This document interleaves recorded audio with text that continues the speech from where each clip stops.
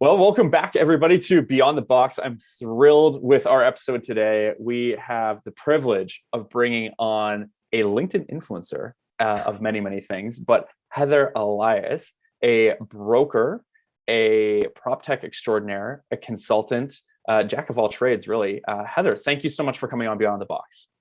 Thank you for having me. Excited to be here. Awesome. So let's kick things off. For those people that don't know you, and there's probably only a few given how many people follow you on LinkedIn, what are you doing these days? You know, what keeps you busy? What does Heather do in the real estate technology capital world? Good jumping off point. I think it's a question that's not the easiest one to answer, or at least it doesn't always make sense to people because nothing fits in pretty little boxes for me these days, and that's been a tough one for me too. But it's where I found my joy. So I still have my real estate license. Got my broker's license in 2018. I had my real estate license since 2004. So the LoCo real estate team, which I founded, is still running strong. My husband Michael leads that up and does all of that client-facing stuff, and I do all the fun back end. Website, lead gen, marketing, listing marketing, behind the scenes stuff for that I've always done. But in 2017, I left my full-time job, which at the time I was running the marketing department for Century 21 Redwood, to step fully into my own consulting company. So Artisan Consulting launched in 2017. So that's just over 4 years ago that I kind of spread my wings on that one. So doing an awful lot of emerging technology companies in the real estate space, advising them. And that's kind of where I spend a lot of my days. So pretty immersed on the tech side of things lately. Well, and I think you're also being very humble there too, because I think there's a few other roles that I was looking through your LinkedIn going into this, and you worked at the association as well, right? You've done some time at NAR, correct? I did. I was fortunate enough earlier in my career. So that was probably, let's see, like 2012 to 2014, I think. I was on staff at NAR running digital and social strategy. So yeah, the privilege of starting the NAR Facebook group back then, helped on the social channels, helped advise staff on how to do social well, wrote policy, all kinds of stuff. So yeah, it was an interesting time. I learned a tremendous amount while I was on staff. Super cool. So I mean, you've got a really unique lens on this because you would have started your real estate career. So I think you said 2004, you got your agent's license. All right. And if I remember 2004, Facebook's just starting, right? Like it was still like an invite only universities kind of thing. And you've been able to navigate your career sort of as the evolution of social media has come to light and really become such a pillar of most people's businesses in the space. So I would love to hear sort of from your lens how you saw that shift and ebb and flow over the years, getting to where we kind of are today. Oh my gosh, what an awesome question. Yeah, it's amazing how much and also how little things have changed since 2004 in terms of, the real estate industry and interacting with the consumer and the different tools that we have available to us. When I got started in the business, my husband was still a golf pro at the time. And, I was thinking this would be a great way to take care of the members at the golf club that he was the pro at. Obviously that that limiting thought didn't last very long for me, but in 2004, 2005, 2006, I started blogging about my local area. My background's in journalism. There's not a daily paper where we live, so I was kind of filling in some holes. Now, when I got started, there was no Facebook to like take the URL to the blog post and go over there and drop it in and put it in front of people and drive them to my website. It was like throwing something out into the ether and hoping that somebody nibbled on it, which they did. I did build a book of business like that, but it got tremendously easier when I had Twitter and Facebook and LinkedIn to help amplify the message that I was writing on the website. So, it's super interesting to see where the consumers and consumers in my area in particular have kind of flocked to and from over the course of those years, because I was an early adopter on Twitter. And I kind of wandered away from it and then kind of wandered back to it recently and found that a lot of the same local folks that I connected with early on were still there, and there's still good conversations there, but it's not exactly the same as it was before. But it's just a matter of knowing, looking at it through the real estate agent lens, is knowing where your consumer is, and meeting them, kind of where they're coming from. And that's way more on Facebook than it was in 2005, 2006, but maybe not even the same as what it was in 2012. It's kind of like it never stops evolving. So I'm curious on that. Have you found that over that course of time, the similar things resonate, or that things resonate differently today than they would have perhaps in the past, especially as it pertains, again, from that real estate angle? Like, are we still the same, right? And what you would write about, is it still the stuff that people want to consume, or is that changed? I think it's always, you're always answering questions, right? And those questions change over time based on what's happening with the market, or happening in the local area, or happening in, a myriad of different landscapes, right, that affect what keeps people awake at night. And, there's lots of foundational things around the real estate industry that we can talk to our consumers about and educate them about. So those, how to buy and sell a house at the same time type of blog posts, the topic may be the same, but the way that it gets executed on might be a little bit different today versus 10 years ago. So there's, or that you've got consumers that haven't entered the market in 10 years, because they've been staying in their house longer than expected. So you kind of have to double back and explain some of the same things. But, as the technology overlays have changed the way that we do business, obviously the way that we explain things to the consumer has to adjust a little bit to account for the technology. Because when I got started in 2004, I didn't need to explain to a client what listing syndication was and how their home's listing was going to make it across the internet. Obviously, that got added in along the way, and adjusted accordingly. So it's some of the same, but with the nuance of the changes to technology and changes to life situations, affecting some of the topics, right? And I'm glad you touched on that, because I'm curious from an actual tech perspective, from where you started out, what were those core tools that you needed to have, say, back in 2007, 2008, versus what you see and believe agents need to have today to sort of build out that awareness? Yeah, it's changed quite a bit. The way that agents communicate with their brokerages is a little bit different. Obviously the last 18 months has shown us that we don't necessarily have to sit in offices to be able to conduct business, that, buyers can watch tours on their phone from home before they buy a house just as easily in some cases as, walking through them. So, the nuts and bolts of the business are similar. The contracts are now done with electronic signatures and delivered via email or collaborative platforms instead of being faxed over or hand delivered or presented in front of the sellers and those types of things. So whereas in 2004, 5, 6, 7, the tools were very much, form software and an intranet for the brokerage. Now you have, oh my gosh, there's so much noise to signal ratio on technology tools that are available to, help agents carry a transaction over the finish line, but also, build their business, get the word out, market themselves, market their listings, market their brokerages. I think the landscape has changed so much that agents could almost get lost in the amount of tools and technology that are available to them.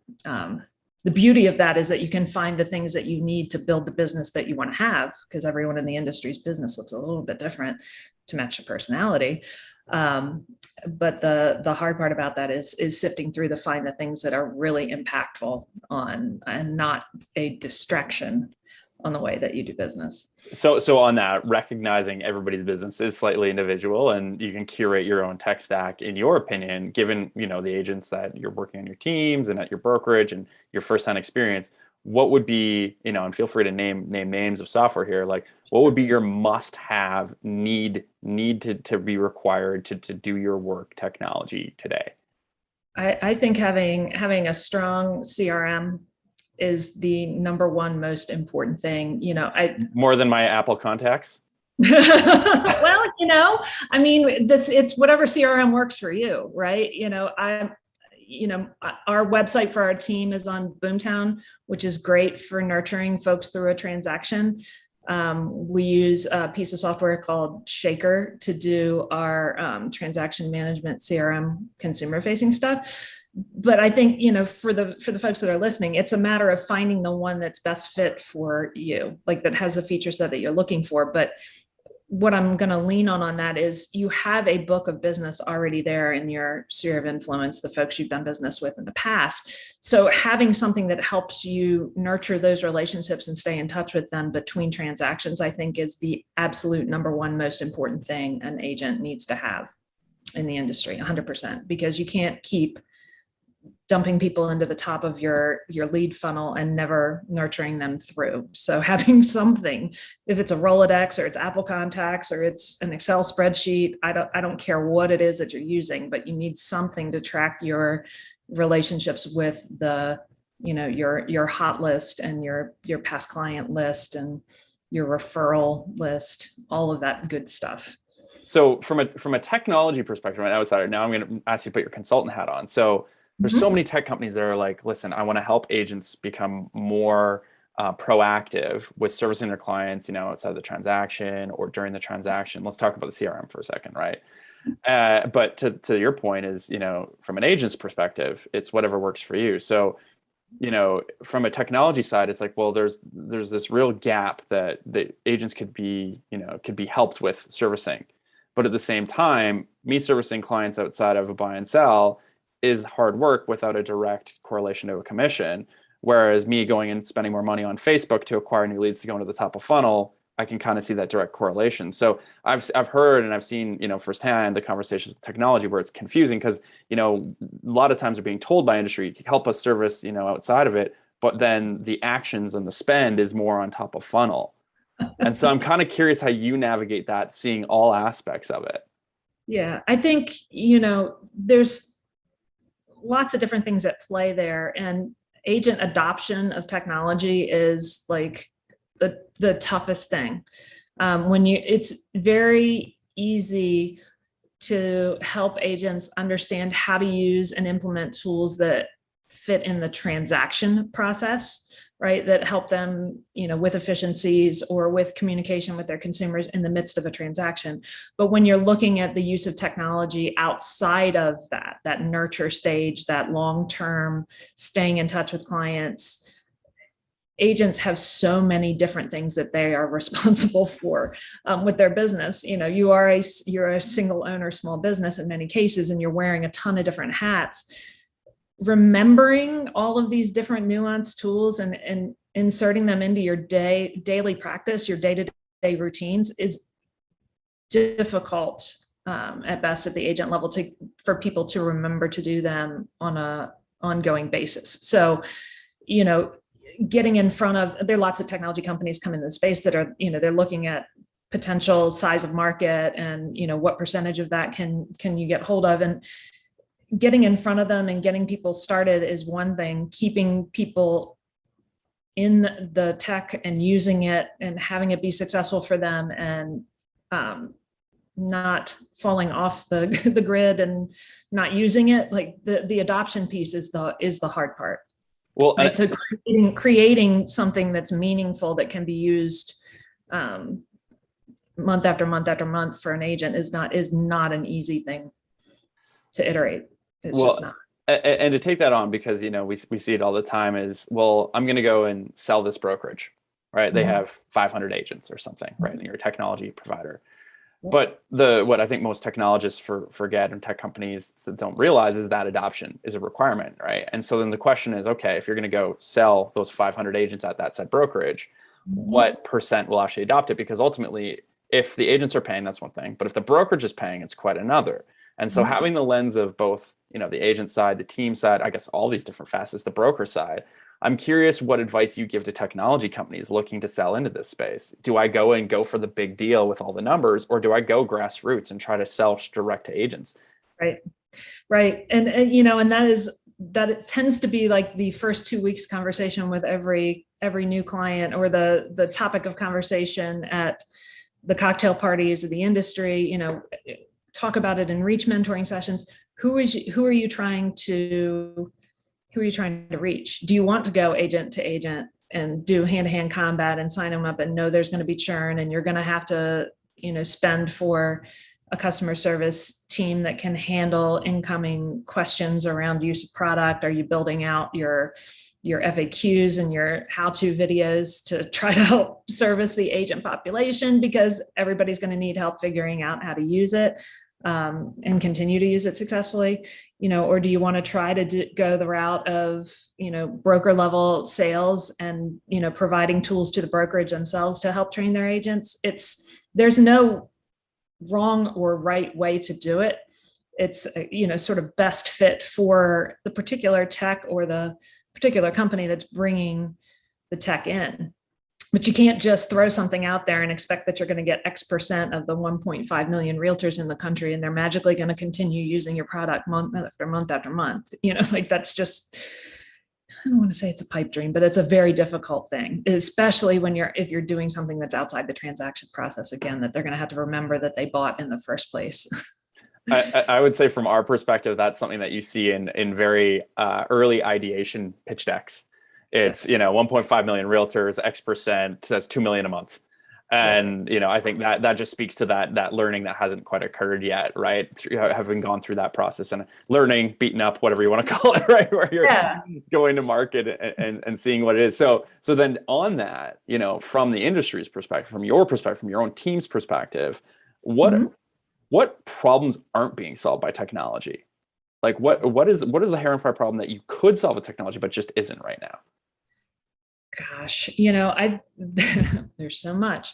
I think that trying to keep pace with what the consumer is looking for, and there's so many different paths that a consumer can walk through the home ownership journey, when it comes to different financing products that are available now in the transaction. You put iBuying into the mix, you put very sophisticated bridge loan type products into the mix, and you've got lots of different options for a selling consumer that weren't there before. You have lots of options on the buying side with companies that are stepping in to be able to help you do cash offers, right? So while the nuts and bolts of the way that the industry gets conducted hasn't changed a lot, the wrapping of the technology around it is enabling things to be smoother, faster, a little more consumer centric maybe than some of the older processes were. But in terms of like the individual agent experience, or even at the brokerage level, marrying all these things together into a cohesive experience for a consumer still has not been completely iterated on, which is why the term tech stack even comes up, because you're stacking things together because it's not all built into the same system. There is no one dashboard that you can send a consumer to and have access to all of these things. The industry continues to stay very focused on answering the what's my home worth and what homes are for sale questions. I think there is a zillion other questions that we could answer for the consumer, possibly in a more automated way using technology. But I think the magic in all of the big data that we have available and all of the technology tools to improve the consumer experience, I think the magic happens when these things work together and the consumer doesn't have any friction of trying to figure out where to go to get the answers to their questions. So on that, why do you think that hasn't been solved for? Because like the technology's there, right? You could build this platform, right? You could code it. The understanding and the fundamental learnings are there, right? Answer more questions than what my home worth, and provide ongoing value and be that advisor. So what is it? Why in your experience, in your conversations, have you seen people not been able to implement that? I think that I don't want to call the entire industry fractured, from a data perspective, but it's very specialized. So, the way that, while tools are built for global use, or national use in some cases, the way that real estate gets conducted at the local level often looks very different from MLS area to MLS area or association to association. And the words that we use for different terms, the way that contracts are structured, all of that is localized. So trying to build tech, I don't envy our startup technologists, or even the technologists that have been in the industry for years, on trying to navigate the it's like a yarn ball, right? Like everything's all tied together in ways that you can't see until you start trying to take it apart and put it back together again. I love that analogy. Yeah, someone used that in a call with me earlier this week, and I was like, "Oh my gosh, you're absolutely right." It must have been Sam at Rizzo, right? I feel like it could have been Sam at Rizzo. Exactly, right? So data dictionaries and standardizations and all of these things come into play, but the end result of it is that you just, it's really difficult to iterate on. I don't think it's impossible, but it's certainly difficult with the current landscape of MLS data, property tax records, and on and on. And how do you bring all these things together into a meaningful experience for the consumer? I think we're going to see more movement and growth in that arena in the next couple of years from the conversations that I'm hearing, some of the products that I'm seeing coming out. I'm incredibly optimistic that that's the direction that we're moving in. And just to round this out, and we'll switch topics here in a second, but just to close this off, do you think that that's just because of products that emerge, or do you think there'll be something that occurs that triggers more of that shift? Maybe both. I think the regulatory environment could certainly have a lot to do with the decisions that get made about how our products are built going forward, or how our products integrate going forward.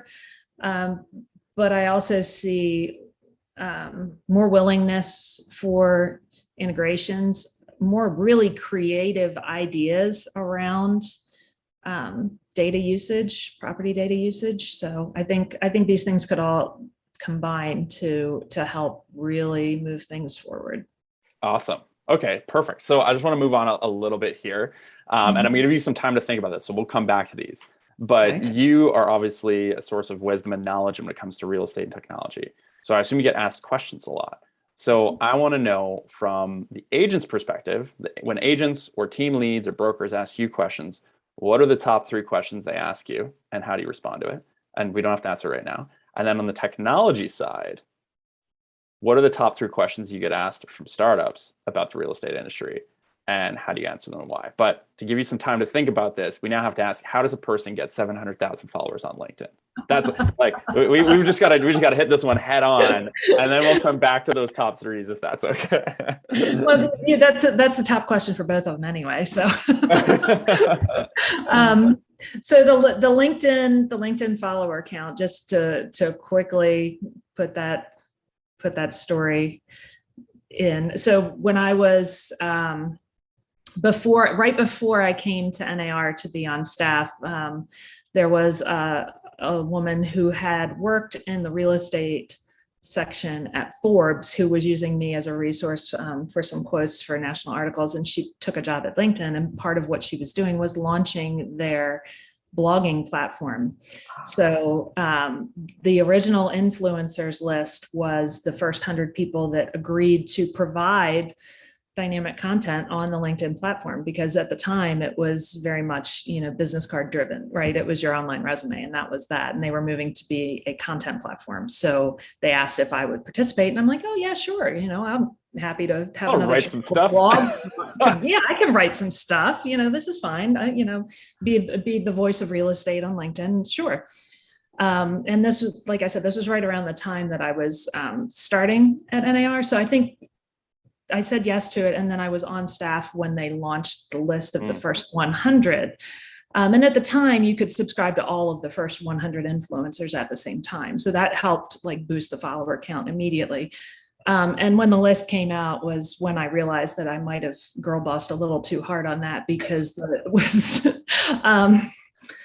let's see, Richard Branson, T. Boone Pickens, Barack Obama, like Oprah, me. And Heather. One of these things was not like the others. So Deepak Chopra, it was kind of amazing. Yeah, one was an oil tycoon, everybody else is yeah.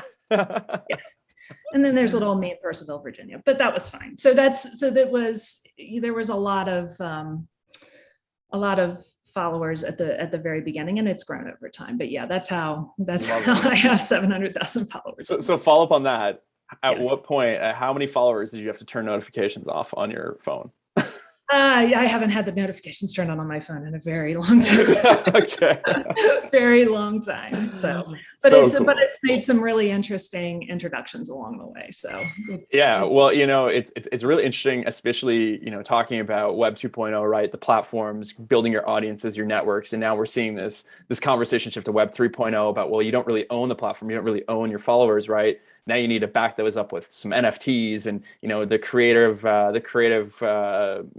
I guess, iteration of the internet, right? And so it's going to be interesting to see how all this goes. But what I heard is it pays to be an early adopter.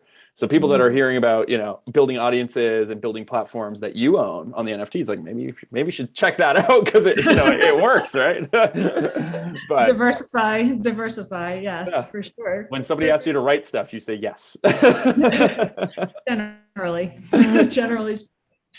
Awesome. Okay, well, thank you for sharing that, because I think a lot of time when people see that, they're like, whoa, like how, because it is very impressive. So that's super cool. But more importantly, back to the questions. So do you want to do the tech ones first, or do you want to do the agents ones first? I think the agent side, I can do the agent side first. And I think, most of the time, the questions that I see come through for agents are how to market themselves effectively. Okay. And it's some variation on that question, which is, how do I build a personal brand? And that's, I think that really reflects the beauty of the industry, and the opportunities that are there for really anyone to take the time to learn the industry, to build a business. And the answer that I always give is to stay authentic, and don't automate your brand. Be yourself, figure out what your voice is, figure out what you're great at, figure out who you're trying to speak to. So that's usually the agent side of things. And I don't really, as well as I know the agent marketing side of things, I don't usually consult on that. I usually refer that out to people that specialize in it, but I do have a little bit of a background on the agent branding part of it. But yeah, then your consumer has a recognizable idea of who you are and what you stand for. Right. On the tech side,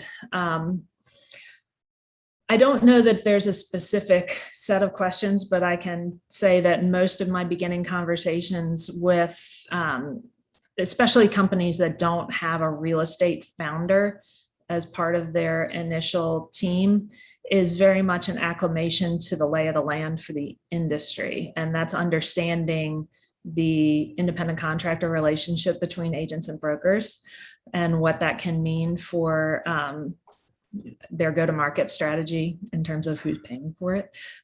Selling to the broker. Remember, I'm just selling to the broker. Yeah, right. And what does a broker pay for? What does a broker provide to an agent?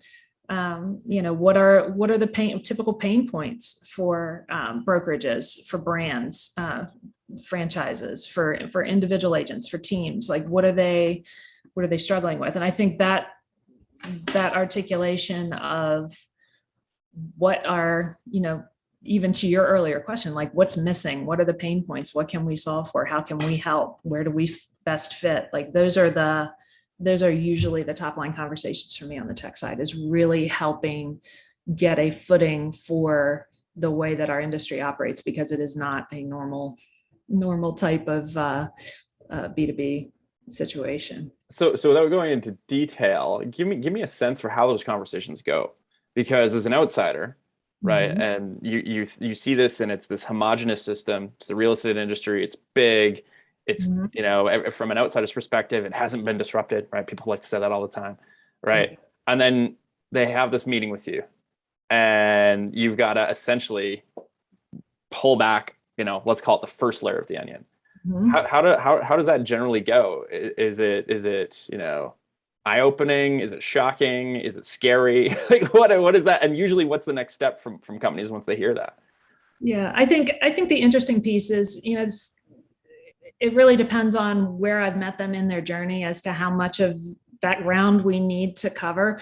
But it's usually stepping into, for their particular product or their situation, how do they need to nuance what they've been doing to better reach the target audience that they're going to have the impact with, I think is really how it goes. The hard thing for a lot of the technology companies to understand is that the sort of the 80-20 rule of the vast majority of the business gets done by a smaller percentage of the industry, and knowing really well who your customer could be, and building and making sure that the product iteration is best fit for that particular consumer too, because sometimes there's feature sets that are somewhat lacking, or easy low hanging fruit of things that can be added that should be table stakes for the particular tech that we're looking at. And I think that's the interesting part. The folks that do well are the ones that ask more questions and listen and come back with even better second questions. The ones that feel like they know, and don't want to hear the answers, are the ones that typically have a tougher time Love it. getting their footing. So on that, then I'm curious, on the 80-20, or maybe heck the 10-90, on the split, I'm curious how much teams come up in these conversations and building for teams. Because, arguably that's a big concentration of revenue and deal flow, but it's a Yeah. completely different customer profile, from the Mhm. lead to the associate to the assistant to every other role that's on the team. Yep. So how do Yeah. you navigate that? Yeah. I don't even know that there are good answers so far as the teams are concerned yet, because you see such a breadth of structure with teams too, because, like our team is a 2-person team. We don't have an admin. We have really strong systems in place. Not typical. You've got, so we've had our license on with Century 21 Redwood since 2009. And even the teams that are part of Redwood or part of the Century 21 system can vary greatly from team to team, where you've got 35 people on one team that are pitching in together to do their marketing, but they're all individually conducting business and standing in for each other as needed to be support. Or you have your typical rainmaker situation with a face of the team with 15 other people working under that in various capacities to help the consumer through the transaction. Well, those profiles are completely different when you're looking at technology and how a team might use a CRM or a showing service or whatever else. So it's almost like while having team functionality is important, it's almost like building for small indie brokerages in some capacities. So I do think that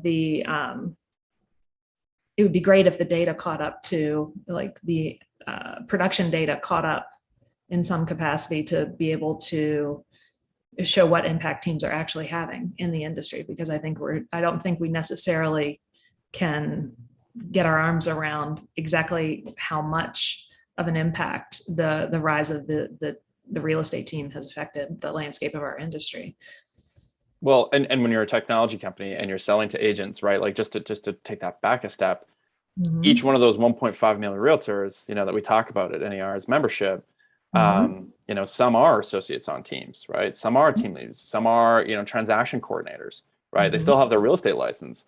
Yep. So, you're going to say that you're going to sell to all these people. Well, each one of them has actually a definitive role and a definitive sort of thing that they're looking to achieve in their day-to-day business. And so to try and build a technology for the realtor, right, or the real estate practitioner, if you will, Yep. It just doesn't work that way. And to your point, the data is not there, but anecdotally, from the conversations we're having more and more, it's, there's an element of team, whether it's the 2-person team, right? Because you see that a lot, or it's the super team, right? 100 plus agents. Yep. And then you take that forward to employment status, right? Where they're doing it at brokerages, and is it a team? Is it an employment-based brokerage, right? Like, there's all these nuances, yet everyone, most of them, right, still, if they have the realtor membership, right, they're still at 1.5 million. And so it's like, well, what is that target customer? Which is funny, because it goes back to full circle to what you said about the realtor, is like, know your audience. Yeah. So, Yep. and everybody's not the same. Yep. Yep. And the one thing that I see too, when it comes to a lot of the technology applications, is that the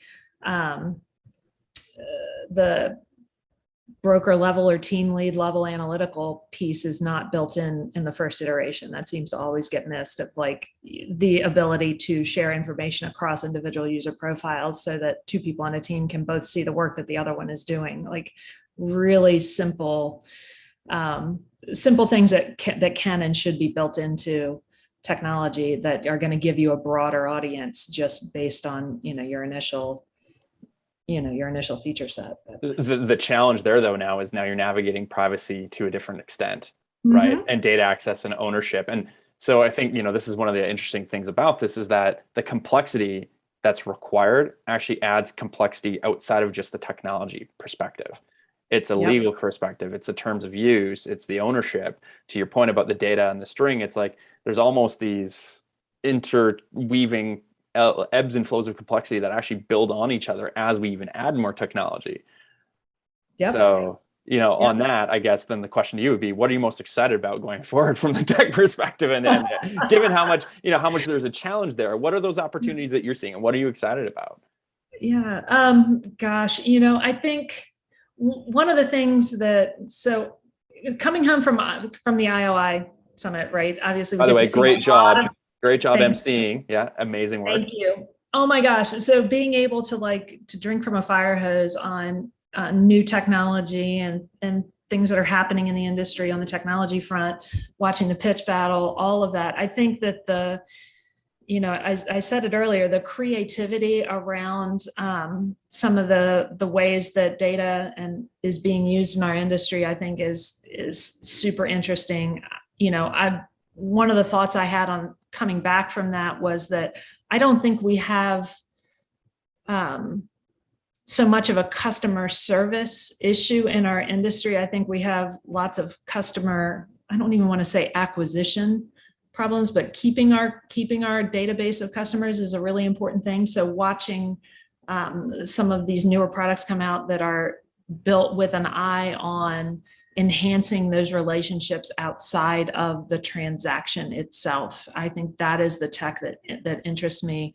Having come from a background where I'm writing lots of blog posts to educate the consumer throughout the life of their home ownership journey, whether they're getting ready to buy or whether they've been in their house for 5 years and are, trying to add value to their home or maintain their home, or, wherever they are in that process. I think that what excites me the most is these newer products that are coming out to help make those conversations easier on behalf of the brokerages and the agents to the consumer. I love it. Well, and if there's anything that the last 18 months has reaffirmed, is that as great as technology is, it's still really great to get face to face. And so being able to empower and facilitate those with more ease, and maybe not more readily, but with more ease, I think is another big takeaway, that, that human element is something that I think people really, really strive for. There's always going to be end members of a distribution of population, but for most people, there's that side. And so to be able to get back to that, and to your point, continue to service customers, but also maintain those relationships outgoing is super exciting. So I couldn't agree more with you on that. So to close things out, I want your unfiltered advice. So what's the number one piece of advice you find yourself giving to tech companies trying to sell into the real estate space? Number one piece of advice is know who you're building for and what problem you are trying to solve for that customer. And are you actually solving for a real pain point that exists, or is it something that you think is a pain point? Because I will say that most of these folks, when they're bringing new stuff in, they do have, there's something solid there in terms of what they're trying to bring to bear and what they're trying to solve for, and then it's getting the nuance right of exactly what are you trying to do on behalf of the agent, the brokerage, the MLS, the association, or whomever your target audience is, and being really, really clear and using that as your North Star for what you're building, for the messaging that you're putting out to be able to talk to that consumer, whomever it may be. So that would be my jumping off point. That's fantastic advice. And the only thing I'd layer on is that make sure that you're solving a problem for more than one person. Because a lot of the times when, especially when agents are going to build their own tech, they're like, well, I experienced this and it was super painful. And you're like, yeah, but you have a very individualized business process. And you're very, very different, so maybe go talk to 100 other agents first and see if it's there. But I think that's fantastic. Is this anecdotal or is this industry wide? Yeah, exactly. So no, this has been fantastic, Heather. So last question then. So tech companies or brokerages or anybody who wants to have a better understanding of real estate technology and they want to talk to you, what's the best way for them to get in touch with you? Well, I think I'm pretty easily found on LinkedIn. Oh, that money thing. Yeah. Which is pretty easy. My Twitter is at LoCo Heather. LoCo is short for Loudoun County, which is where I live. And my website is artisanstrategy.com. Amazing. We'll make sure any of those. We'll throw the link of that in the bottom of the show. So that's been so great. Thank you so much for coming on, Heather. It was an absolute privilege chatting with you, and look forward to seeing some more of that content come through that LinkedIn influencer profile in the coming years. Thanks for having me. I appreciate it. Thanks, Heather.